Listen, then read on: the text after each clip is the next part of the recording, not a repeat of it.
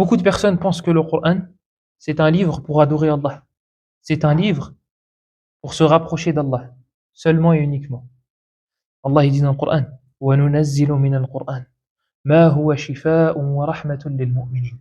Et nous avons fait du Coran une guérison pour les croyants et une miséricorde. Ce n'est pas une guérison seulement et uniquement pour les maladies du cœur, les doutes, les wasawis, etc., l'ignorance. Non, c'est une guérison physique. C'est une guérison hissiya qu'on ressent. Il y a des gens qui ont guéri du cancer avec le Coran.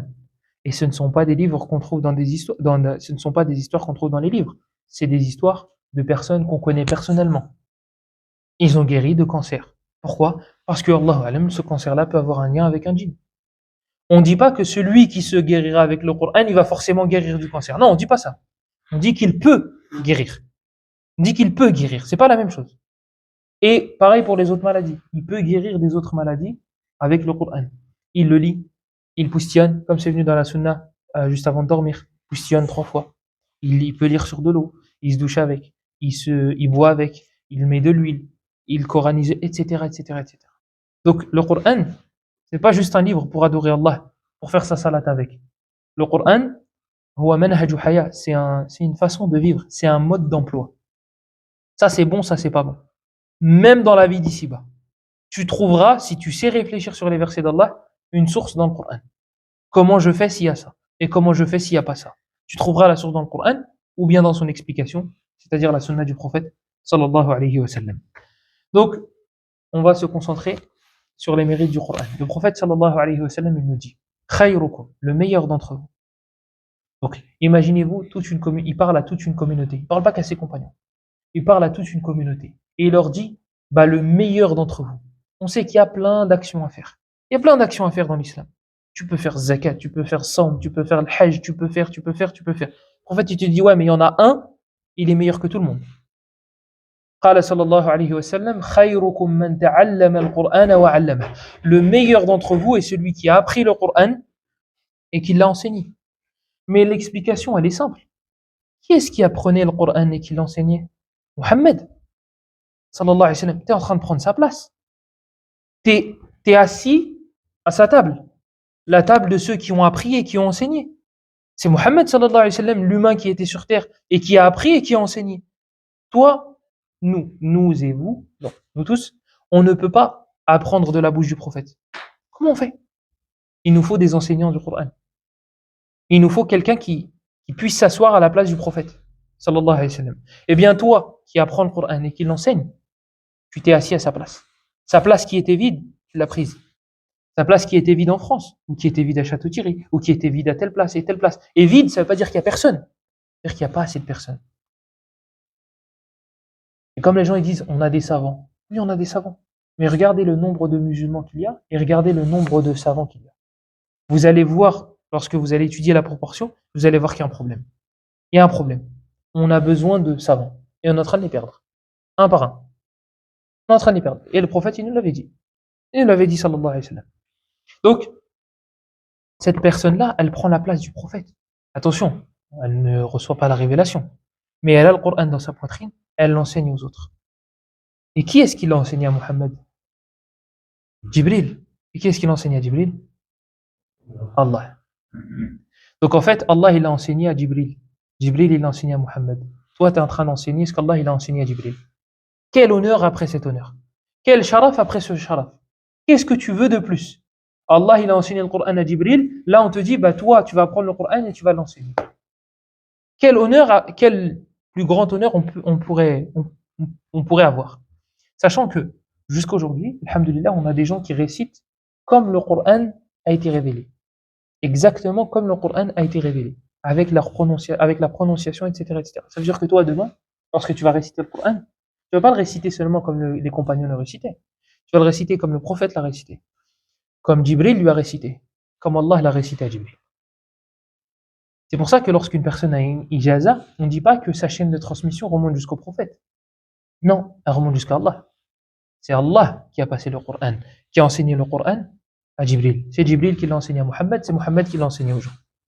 Donc voilà pourquoi le prophète sallallahu alayhi wa sallam a décrit celui qui mémorisait le Coran et celui qui l'enseignait comme étant les meilleurs des gens. Et regardez, si vous faites attention à une chose, et enseigner le Coran, ça ne veut pas dire connaître tout le Coran et j'apprends tout. Non, la Fatiha, un verset. Ballighu anni walau aya. Le prophète il dit dans le Bukhari, transmettez de moi ne serait-ce qu'un verset. T'as appris Alhamdulillahi Rabbil Alamin, enseigne-le. C'est peut-être ça qui va te sauver. Regardez, si vous faites attention à quelque chose dans le Coran, vous allez remarquer que tout ce qui a un lien avec le Coran est la meilleure des choses. C'est quoi la meilleure des nuits dans l'année? Laylatul Qadr. Pourquoi? Inna anzalnahu fi Laylatul Qadr. Nous l'avons fait descendre dans Laylatul Qadr. Qu'est-ce qu'on a fait descendre? Le Coran. Donc en fait, parce que cette nuit-là, le Coran a été révélé, a été descendu, bah c'est la meilleure des nuits. Voilà. Il y a un lien avec le Coran, c'est bon, c'est le meilleur. Le meilleur des anges, c'est lequel? Jibril. C'est lui qui a été la cause pour que le Coran soit révélé. Le Coran, il y a eu le mot Coran avec lui, c'est le meilleur des anges. Le meilleur des mois de l'année, c'est lequel? Là. Ramadan. Shahru Ramadan. Pourquoi? Shahru Ramadan alladhi unzila fihi al-Qur'an. Le mois du Ramadan dans lequel le Coran a été révélé. C'est le meilleur des mois. Pourquoi? Parce qu'il y a un lien avec le Coran. Eh bien là, les humains, c'est la même chose. L'humain qui veut être meilleur que les autres, pas pour se vanter, pour être meilleur auprès d'Allah, il faut qu'il ait un lien plus puissant que les autres avec le Coran. Et plus ton lien sera puissant avec le Coran, et plus tu seras proche d'Allah. Dans la vie d'ici-bas, la meilleure des adorations, la meilleure, al-badaniya, corporelle, c'est laquelle? La meilleure adoration corporelle. Plus vaste que ça, plus vaste que le sujoud. Salat, la prière. Qui est-ce qu'on met devant? Celui qui a le plus de Coran. Pourquoi on met devant celui qui a le plus de Coran? La meilleure des adorations, on met la personne qui a la meilleure chose en elle, le Coran. Donc on l'a mis chef dans la meilleure des adorations mondaines, c'est la seule adoration qui a été rendue obligatoire au-dessus des cieux. On a choisi comme chef la personne qui a le plus de Coran. Pourquoi? Parce que elle est en lien avec le Coran, donc c'est forcément celle qui ira devant. Le prophète sallallahu alayhi wa sallam, il dit Ya ummul qawma aqra'uhum li kitabillah. Dans la tombe. Il y a eu des morts dans une bataille, je ne sais plus c'était laquelle. Et il y a eu trop de morts. Donc du coup, ils ne savaient pas comment les enterrer. Donc qu'est-ce que le prophète sallallahu alayhi wa sallam faisait? Il enterrait deux personnes dans le même trou. Il mettait deux personnes. Jabir, il raconte. Il dit à chaque fois qu'on venait avec deux hommes, le prophète sallallahu alayhi wa sallam dit attendez, lequel des deux a le plus de Coran? Dès qu'on lui montrait un des deux, il disait c'est lui qui est en priorité. Dès qu'on disait lui il a plus de Coran, regardez, dans la tombe, on le met en avant. Dans la tombe. Dans l'au-delà, donc la vie d'ici-bas, il est au-dessus. La tombe, il est au-dessus. L'au-delà, le prophète sallallahu alayhi wa sallam, imaginez-vous le jour de la résurrection, avec tout ce qu'il y a, tout ce qu'il va y avoir. Les gens, ils vont se fuir, moi je vais courir, toi tu vas courir, il y a ma mère, il faut que je cours à l'opposé, parce qu'elle va me demander ses droits. Il y a mon enfant, il y a mes enfants, mes frères et sœurs, eux, ils ont des droits sur moi. Il faut pas qu'ils me voient, ils vont les demander. Les gens, ils vont fuir. Tu préférerais mettre toute la terre en enfer, plutôt que toi, tiens. Et dans ce moment terrible, même les prophètes, nafsi, nafsi, nafsi, moi d'abord, moi d'abord, moi d'abord. En fait, sallallahu alayhi wa sallam, il nous dit qu'il y a des personnes à qui on dira, yuqalu li sahib al-Qur'an, iqra, wartaqi, warattil, kama kunta turattilu fi dunya. Fa inna manzilataka 'inda akhir ayatin taqra'uha, fi riwayatin taqra'u biha. Dans toute cette frayeur, dans toutes ces angoisses, dans toutes ces ceux qui étaient attachés au Coran, venez, lisez, appliquez-vous dans la récitation et montez. Votre place sera au dernier verset que vous allez lire. Il n'y a pas de petit mushaf. Pas possible. Il n'y a rien. Ce sera de quoi? De mémoire. Ce qu'il y a dans ta poitrine. Ce sont des versets clairs dans la poitrine de ceux à qui nous avons donné la science. Voilà ce qu'Allah dit concernant ceux qui ont le Coran. Donc, au milieu de tous ces gens qui auront peur, eux, on va leur dire, vous savez quoi? Vous, lisez. Appliquez-vous dans la récitation et montez. Votre place sera au dernier verset que vous lirez. Et il montrera là-haut. Ibn al-Qayyim, il dit qu'on peut tirer de ce hadith-là que le nombre de degrés qu'il y a au paradis est semblable au nombre de versets qu'il y a. Donc celui qui a tout le Coran et qui œuvre avec, il sera tout là-haut. Est-ce que le bien, il s'arrête là? Non.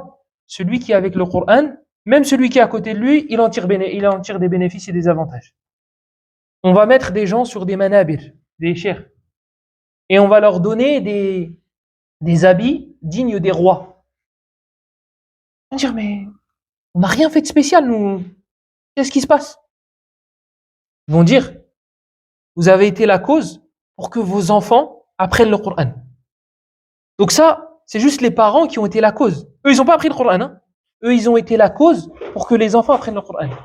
Eh bien, la baraka du Coran, Allah va faire en sorte que via cela, même eux, ils seront récompensés. Même tes parents écrits, tu vas les récompenser. Ils seront habillés comme des rois, avec des parures en or, etc., etc., et ils seront mis en avant sur des chairs. Ils seront mis en hauteur. Le jour où les gens seront effrayés. Nous, aujourd'hui, on est fiers de dire, moi, mon fils, bac plus 5, moi, bac plus 7, moi, il a un doctorat, moi, il a ça, moi, il a ça. Normalement, on devrait mettre dans nos mœurs, mon fils, il a le Coran. Moi, mon fils, il connaît le Baqara. Moi, mon fils, il connaît les Imran. C'est ça la fierté. Amma les papiers, la shahadat az-zur, les papiers sur lesquels, si tu le questionnes dans les choses les plus basiques, il te répondra pas. Pourquoi? Parce qu'en fait, c'était juste pour attraper le papier et avoir un travail. C'est tout. Le vrai truc qui reste dans sa poitrine et qui reste avec lui jusqu'à l'au-delà, c'est son Coran. Et tu seras le premier à en bénéficier. Attention, on dit pas les études, c'est pas important. Là, on dit de mettre les études en avant, devant le Coran, c'est ça qui est grave. Et aujourd'hui, c'est ce qui se passe. Je dis, mon fils, il connaît le Coran, il dit, ah, mashallah, c'est bien. C'était une hizb, mashallah. Mon fils, il est médecin. Oh, Allah barak. Comment ça, Allah barak? Et l'autre, pas Allah barak? Ça va, c'est pas mal. Hein? Mon fils, il va finir par mourir. Vous savez, il y a une, il y a une femme de ma famille qui m'a contacté pour des cours parce qu'elle a eu un déclic. Il y a un papa maghrébin, je ne sais pas de quel pays il est, de toute façon, je ne l'aurais pas dit. Il a enseigné à son enfant que les diplômes, c'était bien, mais comme je vous ai dit, c'est limite la seule chose qui était bien. Et donc, il a eu son diplôme, il a eu, je crois qu'un doctorat, il a eu une place dans la société, il a eu une entreprise, etc., etc. Et du jour au lendemain, il a trouvé une maladie. Mais une maladie très grave. Et ces jours, ils étaient comptés. Ils étaient vraiment comptés. Il avait la trentaine. Il s'est retrouvé sur le lit d'hôpital comme un légume. Comme un légume. Et il savait qu'il allait mourir et qu'il lui restait plus longtemps à vivre. Et juste avant de mourir, qu'est-ce qu'il a dit à son père? Il a dit, tu m'as appris toute chose. Sauf mon dîn. Sauf ma religion. Il a dit, là, je vais bientôt rencontrer Allah. Qu'est-ce que je vais lui dire? Il est là le problème. On ne dit pas que les études, ce sont des problèmes et il faut pas en avoir. C'est quand ça atteint ce degré-là. Là. Quand les études, il me ramène 4 en Coran. Bon, bah la prochaine fois, Inch'Allah, tu vas prendre. Ouais, mais c'est le prof, papa. Hein, et après, ils vont voir les profs d'arabe et de Coran et ils disent, oh, mon fils, il n'a pas appris à cause de toi. À l'école française, tu vas pas le faire, ça. Mais là, c'est des mosquées ou c'est des. Mais allez, c'est pas grave. C'est peut-être ton fils le problème. Ou ta fille. Parce que c'est devenu quelque chose de. Ah oui. Donc, le Coran, c'est la chose qui va t'être utile. C'est avec ça que ton fils il va te sauver demain. C'est avec ça peut-être qu'il va te sauver de l'enfer. C'est avec ça qu'il va te mettre bien lorsque les gens seront mal. Qu'est-ce que ça va lui servir son diplôme le jour de Yawm al-Qiyamah? Ya Rab, j'ai un doctorat. Est-ce que je peux sauver mon père? Qu'est-ce que ça va faire Qu'est-ce qu'il va faire ce doctorat? Est-ce qu'il va intercéder en ta faveur? Donc, tout ce qui a un lien avec le Coran sera forcément meilleur. Tout.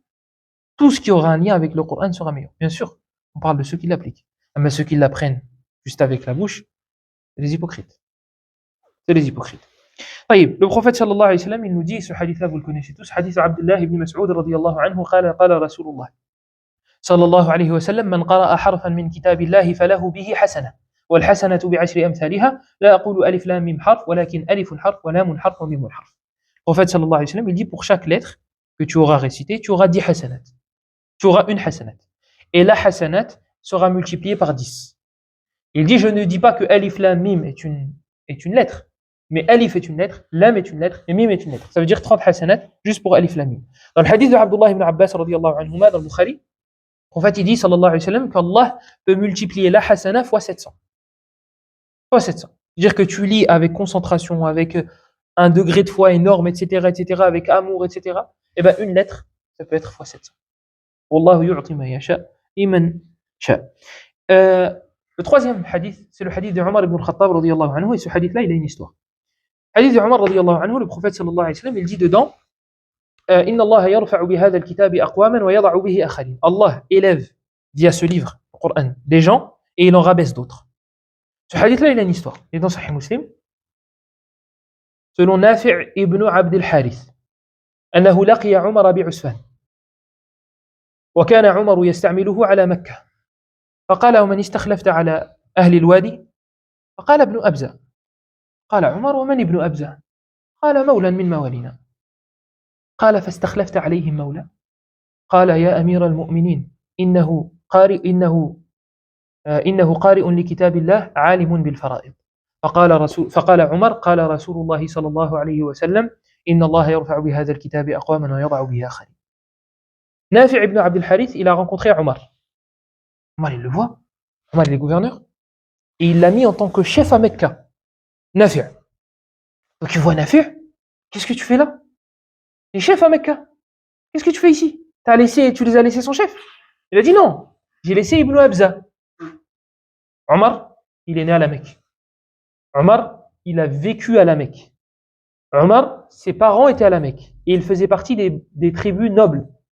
Et Omar, il était même avant d'être musulman, il faisait partie des gens qui avaient, il avait une intelligence. On prenait ses avis en considération. Même s'il était jeune, on prenait son avis en considération. Parce que c'était quelqu'un de très intelligent, Omar ibn al-Khattab. Donc il connaît Mecca. Il connaît les gens de Mecca. Tu me dis Ibn Abza? Je connais pas d'Ibn Abza, moi. Je connais les tribus nobles. J'ai jamais entendu parler d'Ibn Abza. À moins que ce soit quoi? Un esclave. Là, Omar, il connaît pas tous les esclaves. Mais t'as pas laissé un esclave diriger la Mecque. C'est pas possible. Il a dit Maulan min Mawalina. C'est un affranchi. C'est un ancien esclave.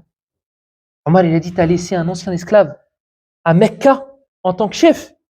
Pour remettre les choses dans leur contexte. Les Arabes, pas de la fierté qu'ils avaient. C'est de l'orgueil. C'est pas n'importe qui vient et qui se met chef. Abadan. Jamais de la vie. Même chez eux, les tribus nobles, c'était pas n'importe laquelle qui prenait le dessus. Comment tu mets un maoula, un affranchi? Il dit, t'as laissé un affranchi diriger Mecca? J'ai dit oui.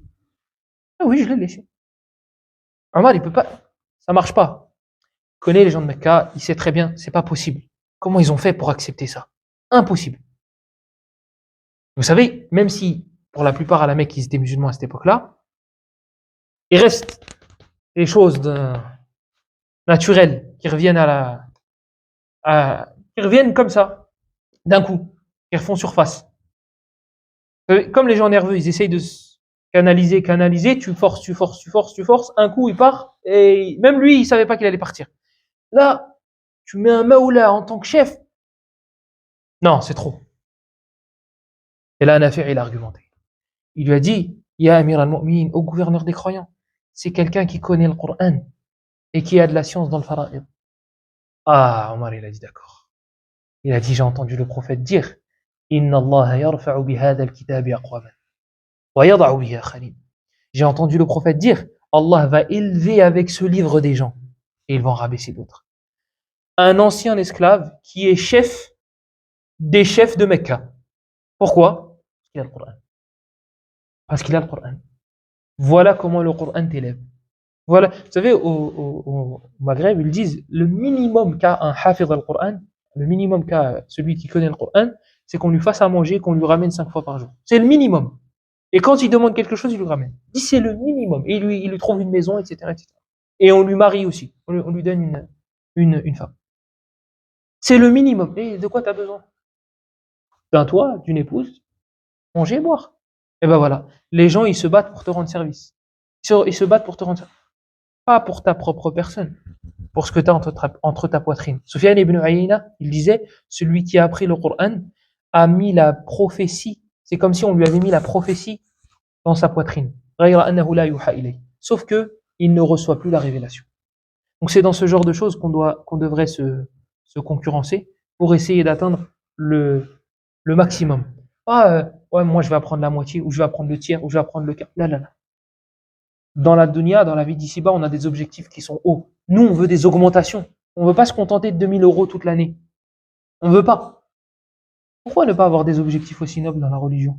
Moi, je veux plus prier avec Qul Huwallahu ahad, Qul a'udhu bi rabbil falaq, Qul a'udhu bi rabbin nas. J'ai envie de prier avec Al-Kahf. J'ai envie de prier avec Youssouf. J'ai envie de prier avec... Et ainsi de suite. Et ben, c'est à portée de main de tout le monde. C'est à portée de main de tout le monde.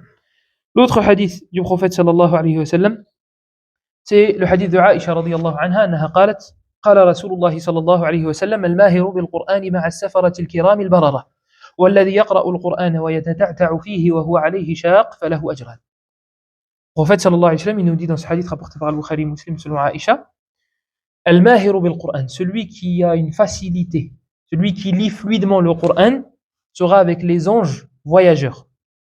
Ce sera ça sa récompense, une de ses récompenses. Ça y est, j'ai retrouvé ce que je voulais dire tout à l'heure. Le hadith des parents qui vont avoir des habits, etc., etc., etc.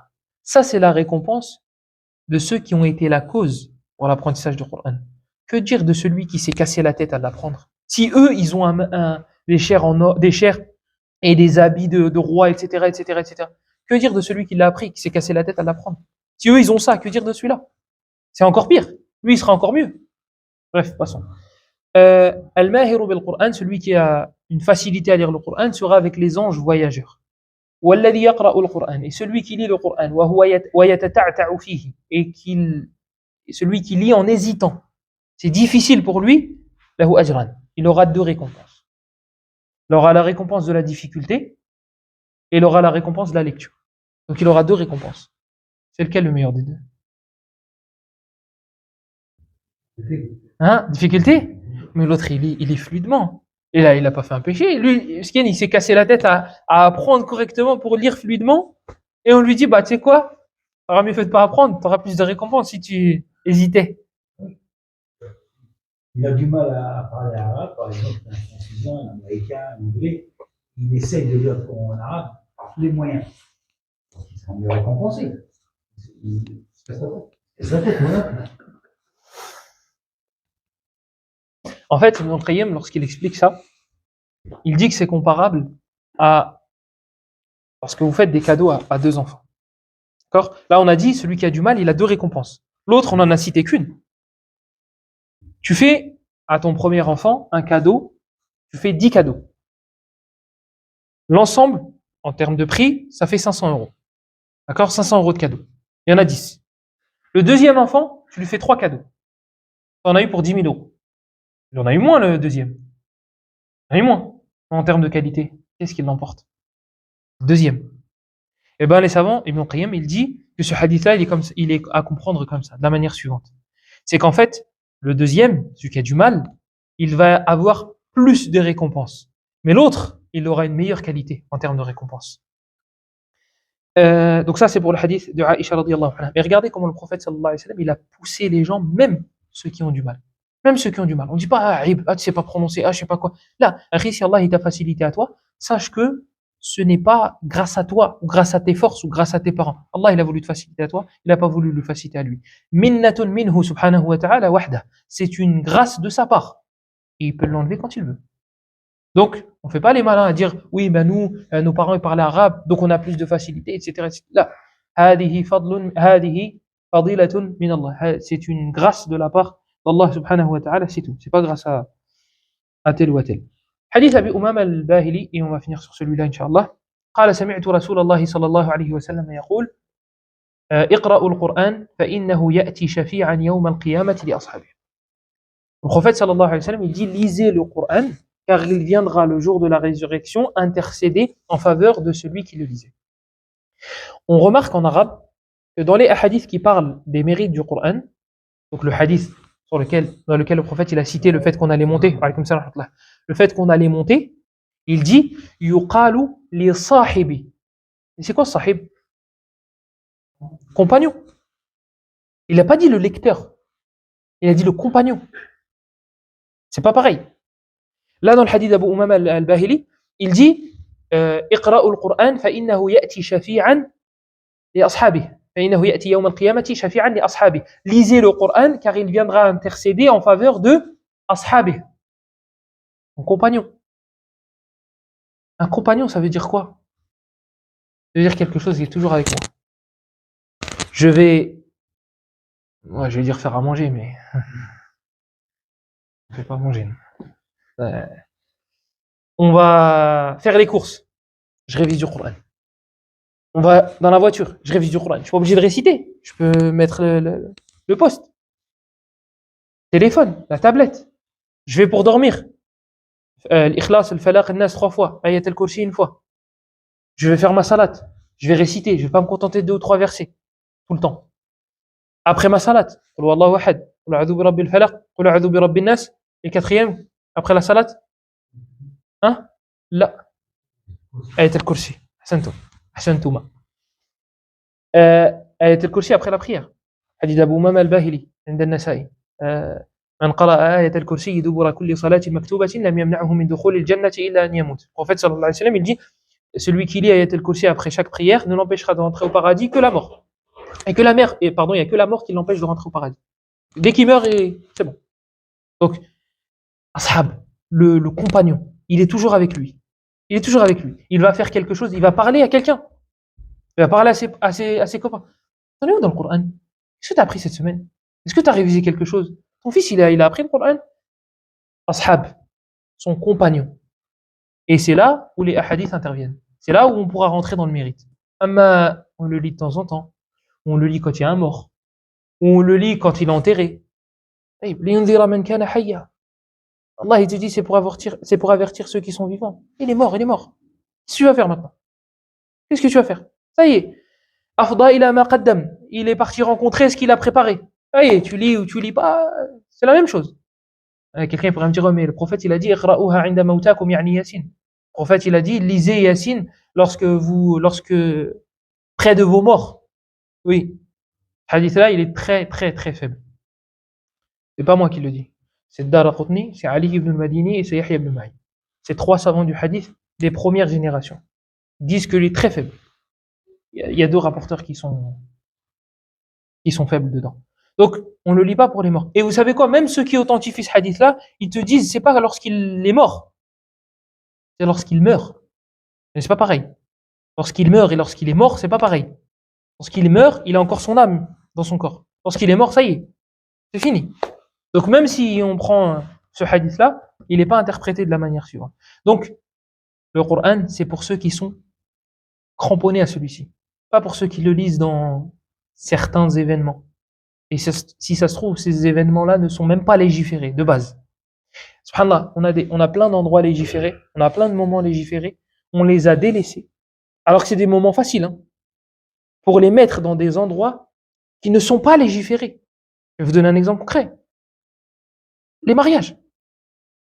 D'où ça sort de lire le Fatiha dans le mariage? Parce que ça s'appelle Fatiha. Si je mange une vache, je lis surat al-Baqarah. C'est l'analogie qui marche. Ben oui, parce que ça s'appelle Fatiha, donc je lis le Fatiha. C'est une logique acceptable. Baqarah al-Baqarah. On va essayer de pas ramener de vache, du coup. Le problème, c'est que les gens font des analogies comme ça. Moi, je sais, parce que j'ai assisté à des mariages, et 80%, c'est des batailles. C'est des batailles, hein. Lis. Non, je lis pas. Non, tu vas lire. Le prophète, il lisait. C'est écrit où? Je sais pas, mais l'imam, il a fait l'autre. Moi, moi, Allah, il m'a dit, قُلْ إِن كُنْتُمْ تُحِبُّونَ اللَّهَ فَاتَّبِعُونِي. Il m'a pas dit, فَاتَّبِعُوا فُلَانَ وَفُلَانَ. Moi, il m'a dit de suivre le prophète. Si tu me dis, le prophète, il a dit, على العين والرأس. On le fait, on met cet ordre-là sur nos têtes. On discute pas. Maintenant, si tu me dis tel il a fait, et tel il a dit, et tel il a fait, je n'ai que faire avec.